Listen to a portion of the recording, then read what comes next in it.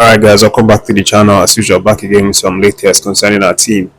And as I let you guys know in the previous video, Chelle is reportedly in Nigeria, in Abuja precisely, where he's hoping to meet with the NFF to have some very interesting conversations with the Federation about what has been going on, what he's been up to, all of this while that he has been away.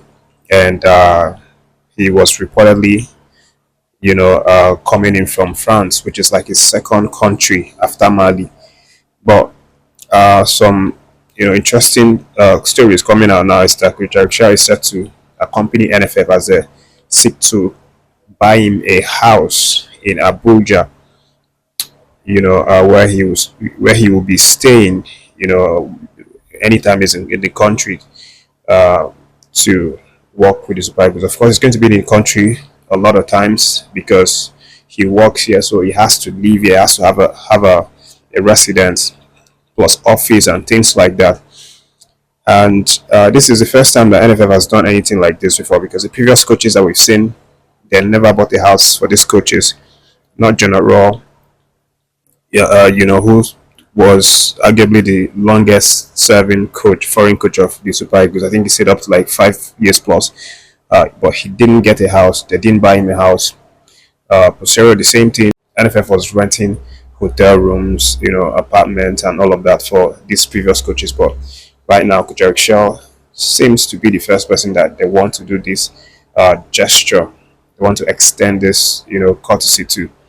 And it's not because they are kind or that they want to, reward him for anything. But I think from everything that's coming out about this is the fact that they want to cut costs. They want to get this house because it's apparently more cheaper than renting hotel rooms, for these coaches. So getting a bungalow for Chelle to have, a permanent residence plus office, space and things like that is relatively cheaper, than renting a hotel room. So this is what NFF are looking to achieve right now with Coach Chelle being in the country. They had already started doing something like that, looking for these apartments, the committees that were in charge of it. But right now, with Coach Chelle being in the country, it's going to make it even better and easier because the coach is going to, accompany them in the search for these houses and then, select his standard, select the one that is very much appreciated by him so that, it's going to all the more make his work easier. And as I said in previous video, it's going to watch NPFL games to see the guys to select, and then that's it. Hopefully very soon we'll see the guys, see the people that he decides to call up for next month's game. And about that one, it's going to be very interesting because a lot of players are pushing in to make that list, especially in the attacking areas. If you follow the channel, lots of our attackers are scoring goals, so it's going to be interesting to see the people that finally make the cut.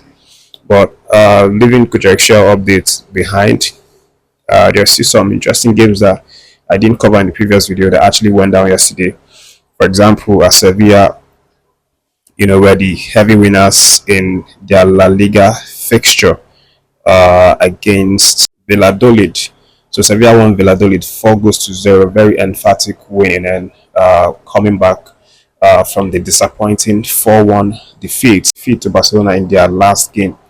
And Super Eagles exciting winger Chido Obi-Martin was actually part of the squad that got this really big victory. He came in from the bench and created an assist for one of the 4 goals scored by Sevilla. And he played for only 15 minutes for that match. Good one to see them get back to winning ways. And then also in Greece League, we saw Bruno Onyemaechi making his long-awaited debut for his Olympiacos side. And that debut came with a good luck because they actually won 4-0.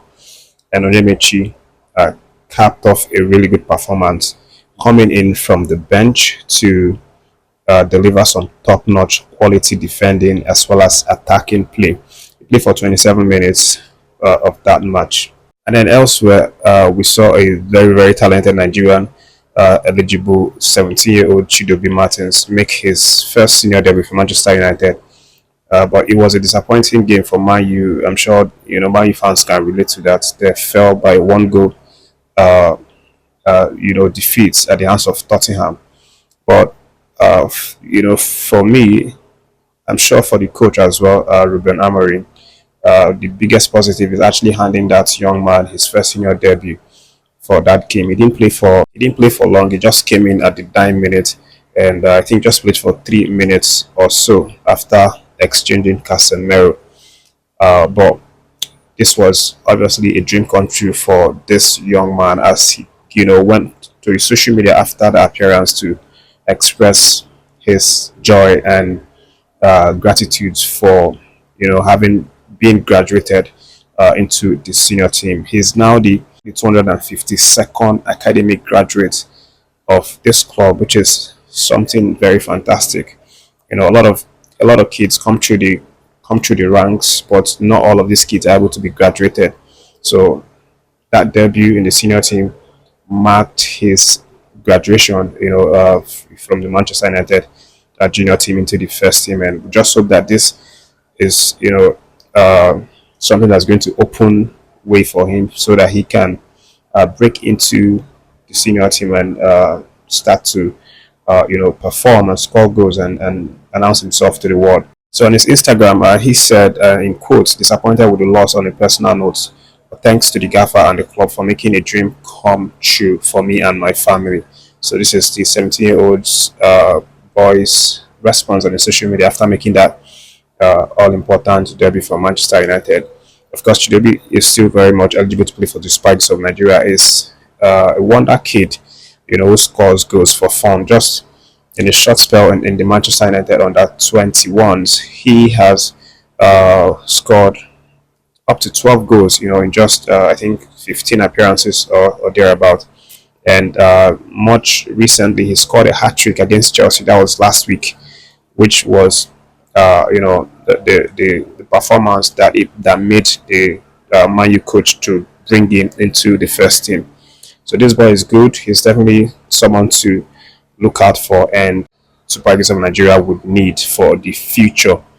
And it gives something else that actually indicate that he might be interested in representing Nigeria, despite his Danish heritage, because his mother's from Denmark, then his dad Nigerian, and then he was brought up in England, so he has like three options here.